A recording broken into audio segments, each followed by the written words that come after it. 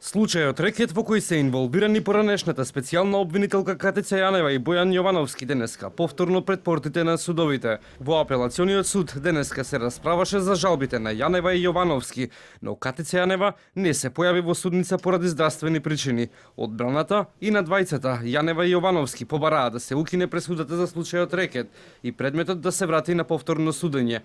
Одбраната на Јовановски бара ослободителна пресуда или ново судење. Се работи за една елементарна пресуда која што нема никаков доказ, се заснова на она што народски би се рекло рекла кажала и затоа сметам дека со силината на доказите, иако ние не треба тоа да го правиме, тоа требаше да го стори обвинителството, но не го стори. Сметаме дека оваа пресуда не може да обстане и сметаме дека во најмала рака треба да се укине. Без јасни докази не може да се заснова пресуда од 7 години казна затвор. Обвинителството не го докажа делото кое и се става на товар на Катица Јанева, наведен низината одбрана, образложувајќи ја жалбата пред апелациониот суд, и одбраната на Јанева побара укинување на пресудата за рекет.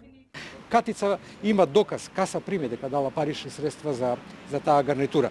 Имате една снимка, видеоклип, каде што немате действија на прима предавање на парични средства, се тврди дека таму имало пари. Дали се пари, јас не знам. И јас имам многу нотешчења на кои што изгледаат на парични средства, верувате се многу верни.